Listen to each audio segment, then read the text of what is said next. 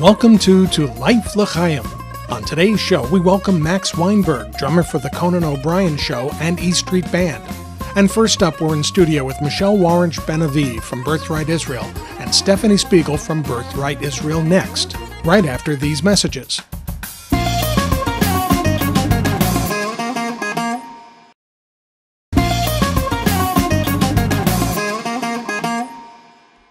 Joining me in the studio today is Michelle Warrench Ben Aviv, Regional Director of Birthright Israel. Michelle, welcome. Thank you for joining us. Thank you so much for having me. Birthright Israel is probably the most exciting program to come to the Jewish community in I don't know how long. For our viewers who are not familiar with the organization, tell us what you do. Sure. I'm so excited to be here to talk to you about Birthright. Birthright is amazing. It's the only program in the Jewish community today with a wait list. And Birthright started about 12 years ago when a few philanthropists decided that the best way to get the next generation excited about Israel and excited about their Judaism is to send them on a free trip, a free 10-day educational trip to Israel. Now, since the program started, we've sent 300,000 young people ages 18 to 26 to experience Israel on Birthright. And what is their experience in Israel? How do you organize that time for maximum impact? Well, the experience ranges, and it really is a peer-to-peer experience. It enables people to go and have fun and experience the best of Israel, get to see the culture and the people and the history and the sites. It's all about having fun. Israelis, young Israelis, the same age group, will come and join the trip. We call that the Mifgash, which is encounter. And that's when a group of young Israelis, often Israeli soldiers, will come and hang out with the group and see the sites and tell their personal stories. And it really helps to build sympathies between the Jews of the diaspora and the Jews that are in Israel to see all the common bonds they have and how familiar they are with each other and how similar they are to each other, and really build friendships that last a lifetime. And now, after 12 years of experience with the organization, how are you gauging the success? What changes have you seen in those who have participated and what they've done afterwards? Well, 70% of the people that go on Birthright describe it as a life-changing experience. It's unbelievable. 90% of the people that go say that they feel closer to Israel as a result of the 10-day trip. It seems to be a magical experience. If 1 out of 2 young Jews will marry somebody Jewish, 2 out of 3 Birthright participants will marry somebody Jewish. People walk away from this feeling closer to, more aligned to Israel, closer to their Judaism. They feel a connection to their past heritage. They feel excited about being Jewish, about being an Israeli. Even if they live over here, they feel a kindred spirit with the people of Israel. It's truly magical. As regional director, what is your job specifically, and how do you facilitate these massive trips? Well, I am the director for Florida, and so my goal is, when Birthright started, it was started by a handful of philanthropists out of New York and Canada.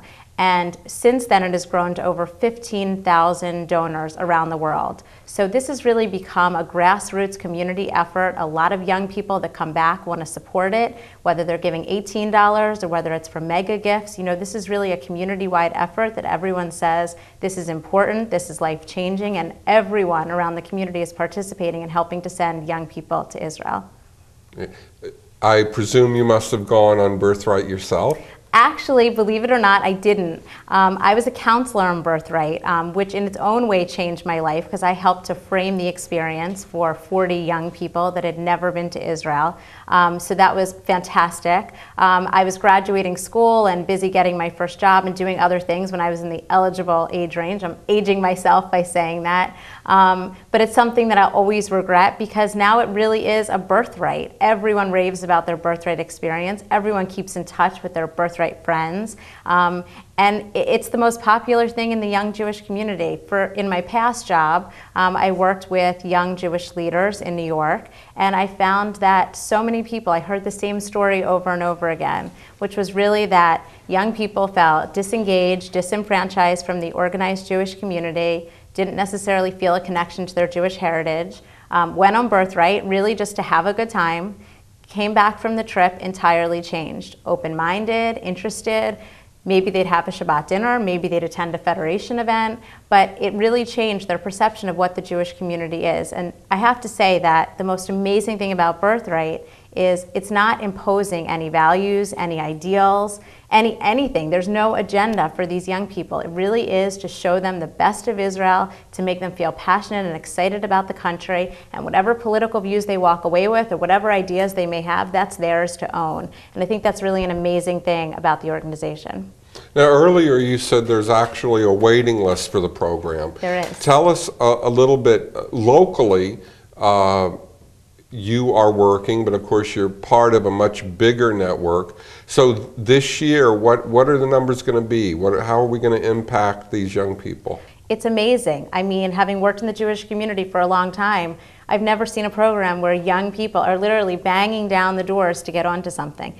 Everyone wants to go on Birthright. The winter trips, just because of school and a lot of things, are harder to go on, and there's still a 50% wait list. So it's unbelievable. Our goal is to send over 50,000 kids a year, and it really just comes down to funding. Hopefully we can get donations in of all sizes so that we can send every person that wants to go on a Birthright trip. You said that you have almost a 50%, so that means for every 2 kids who want to go, there's only room for 1. Exactly. Has the economic downturn caused this, or it's just the sudden mushrooming of the numbers? I mean, unbelievably, we've only grown. Despite the downturn in the economy, every organization is struggling, and yet, unbelievably, we're growing. People really see the value in this. Everyone knows someone whose life has been impacted by Birthright. Everyone has a child or a grandchild or friend or neighbor who says, this changed my life. And so people are coming out of the woodworks to support it and stand behind us and give what they can.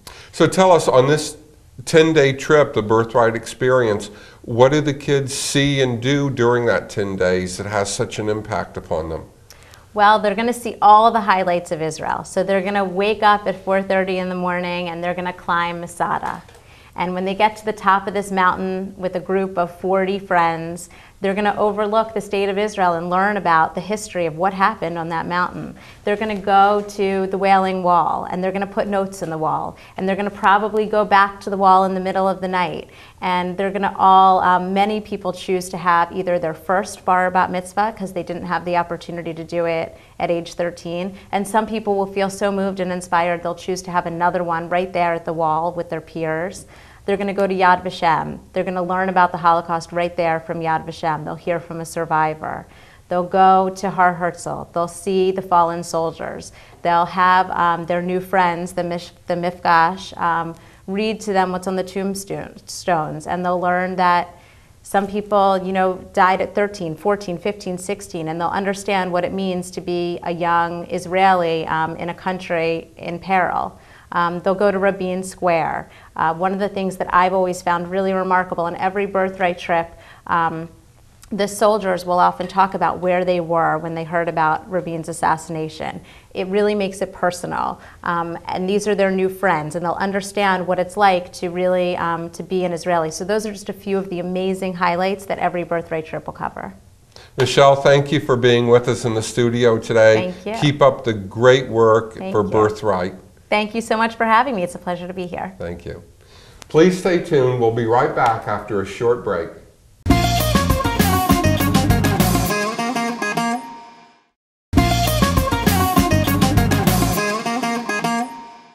I want to welcome Stephanie Spiegel to the L'chaim Show. She is representing an organization called Birthright Israel Next.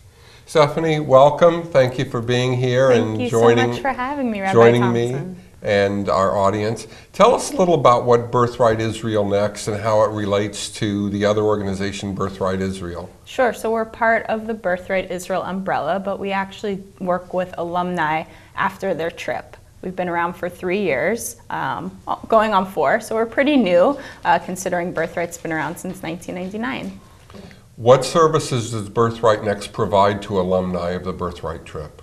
We provide a number of opportunities for people to get involved. National programs that we'll talk about a little later, like our Next Shabbat program, our Next grants for different holidays. We have an online blog called Aleph, and we really see ourselves as a concierge to the rest of the Jewish community. After people get back from their trip, they're so jazzed and so excited, and we want to stay connected, so we provide opportunities for that. So you work on a national level, international level? Birthright Israel Next right now is only within North America.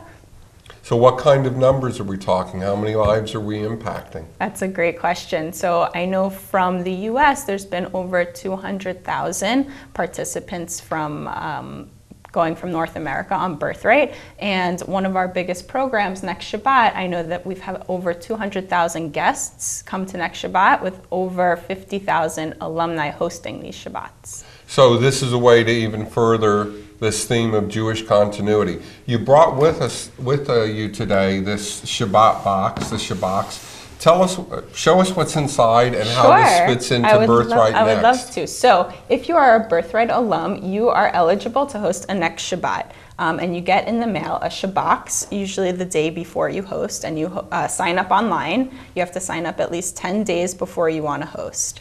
You could host any time between the 25 hours of Shabbat, so it could be a Friday night or a Saturday afternoon on the beach. And the only rules is that it can't be in a commercial location. So at a restaurant, no go, but in a private home or maybe in a public park, it's perfect. And you are reimbursed $14 a person for up to 16 people, which comes to $224 if I'm doing my math right. And in the Shabbox, it has everything you need to host Shabbat.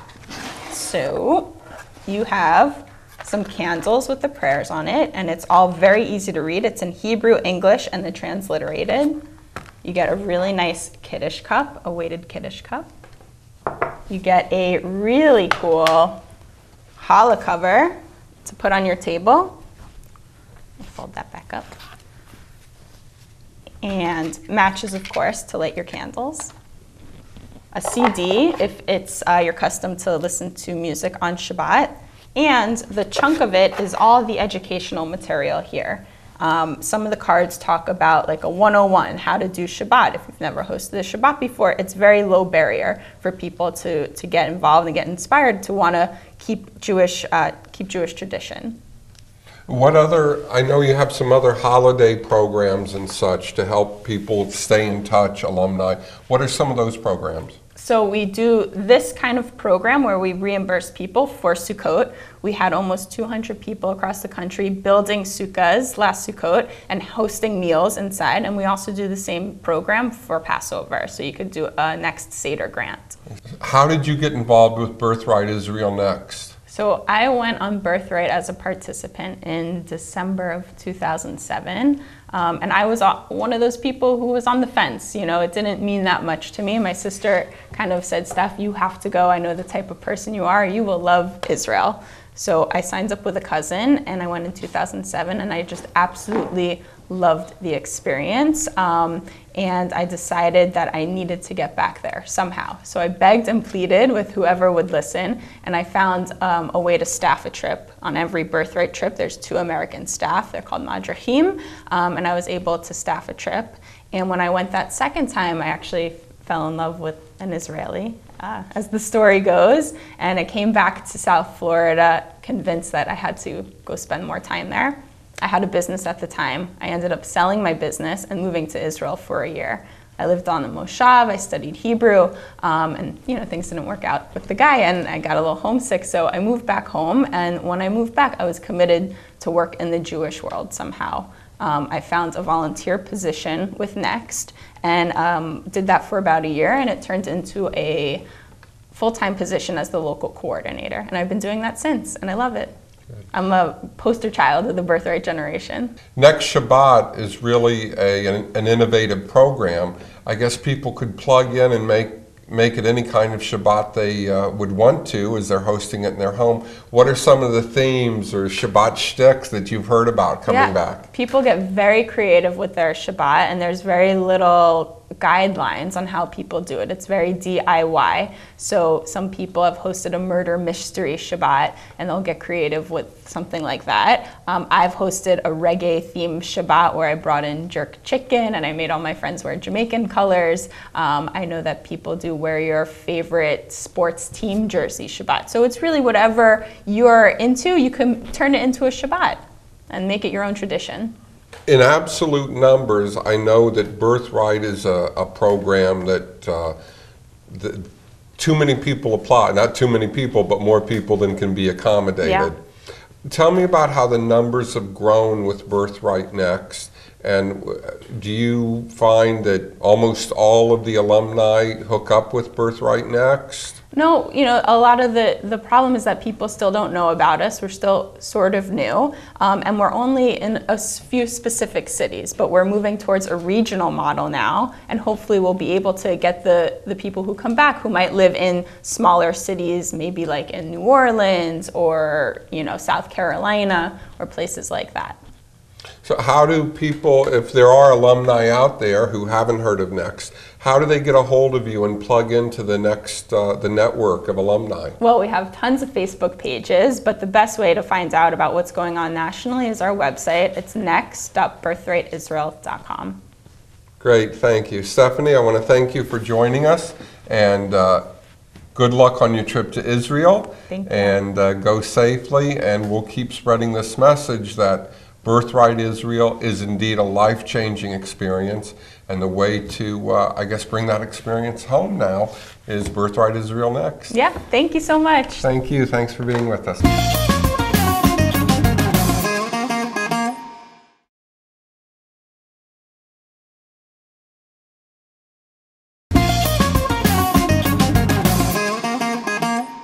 I'm here with Max Weinberg, the steady beat of the E Street Band since 1974, if I'm right. Oh, you're absolutely right, and it's my pleasure to be here with you. Okay, and we will, then I'd like to go a small preview of your message tonight, and if I can, are you interested in this about, you know, in Stars of David, you said the Passover Seder taught you how to serve music? Well, you know, those are great topics, and I'll address that. I'm here tonight in Broward County, in Davie, specifically for the Jewish Federation of Broward County, and they do phenomenal work, and they've always done phenomenal work. Florida in general, where we are tonight, even though this is going out all over the country, has a long history of Jewish involvement, going way back to even the 1600s here. And so it's particularly pleasurable for me to be down here where so many of the Jewish community reside, of which I consider myself a part. And the message that I basically talk about is, with respect to the Jewish Federation, is the sense of outreach and the mission of outreach that they embrace, which in a lot of ways is a lot like playing music. You know, a well-known singer colleague of mine once said that what we try to do is roll into town and let people dance all over their problems for a couple of hours. And in that way, we are advancing the concept of Tikkun Olam through our music. And as a Jew, as a 61-year-old Jew being raised in a synagogue in New Jersey, these were precepts and ideas that were advanced all the time. So I saw through the music in my 50-plus year career an opportunity to light the world in my own way through music. And I've been very fortunate to be able to do that. And that's basically what I talk about. All right, let me just stay with that, because I read an interview you gave some number of years ago where you said that the Passover Seder and the impression that it made on you taught you how to serve music to an audience. Tell me how the Passover Seder is like music. Well, I did make a comment once that I related the Passover Seder to music in this way, that the concept and actual definition of Seder is order. And in the service, there is, of course, a very specific order. And, you know, when you're a kid, you look forward to that yearly ritual, that ceremony. Our rabbi in our temple would hold a big Seder for the temple and then break it down to each table with, so he was a very impressive individual, Rabbi Avraham Soltis, maybe a lot of your viewers might remember him, with the concept of order. And in my drumming, I always tried to bring a sense of order, a sense of architecture, if you will, to my drumming, where it wasn't haphazard. There was a beginning, a middle, and an end. And there was a lot of room for creativity within that. But there was a sense of progression, a sense of order. So when I made that comment about the Seder, well, if you've, and I'm sure many of your, if not all of your viewers have gone to Seders throughout their life, well, they'll recognize what I'm talking about when I say there's a progression of order throughout that ceremony and service. Max, if I may ask you, I know you have given a tremendous amount of your time to high school music programs and college music programs, trying to bring up the next generation and prepare them. What would you tell our audience who are parents and grandparents about preserving liberal arts in school and music programs? Because I know you're passionate about it. I am. It's more important now than ever. The cutbacks generally in our society have really left not even marginally people dispossessed of their support systems, their interests in arts education, particularly. In fact, in 2 weeks I'll be in Palm Springs, California, doing a show and a benefit for the Palm Springs High School Jazz Ensemble, and it came about for this very reason, that if you want to maintain arts in the school, which the Jewish people have always maintained is an essential, integral part of one's education. Arts, music, poetry. That's one of the things that really appealed to me as growing up, was the music side of the, just even the services.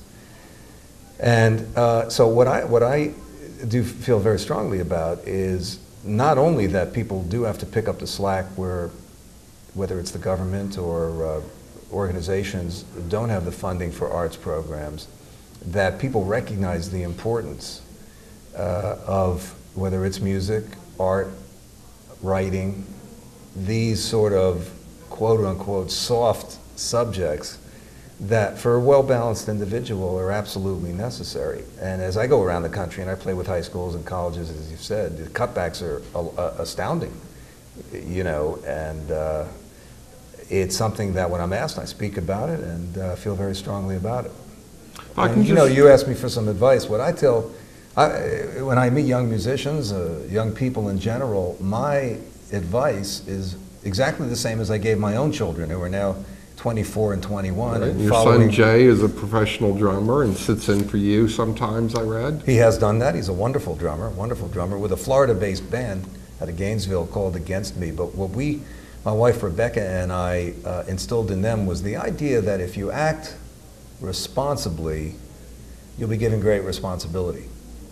And you hope something like that takes hold. And actually now that we're at the other end of it, it really did take hold. And they've always been very responsible, and because of that, they've been able to be very independent, do their own thing, so to speak, because they were given responsibility that they could handle and that they lived up to. So whether it's learning an instrument, writing a story, figuring out a mathematical formula, whatever you do it with passion and integrity. I think that's really two of the key things. If I could just close with a little personal insight.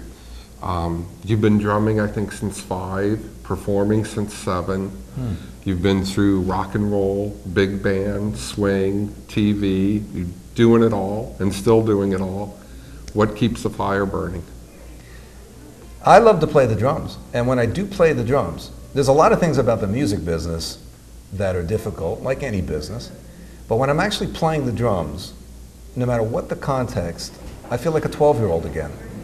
I've been able to maintain that fire within me that when I'm, no matter what else has gone on in the day or career-wise, when I'm sitting behind the drums and playing, I'm 12 years old. I'm little Max Weinberg from South Orange, New Jersey, and it's kept me youthful, I think. Thank you very much for sharing some time with us and our audience. Good to talk to you. Thank you. That's it for this edition. Don't forget to visit our Facebook page for all the latest news about our program. I'm Lee Lazarson. Thanks for joining us on To Life L'Chaim.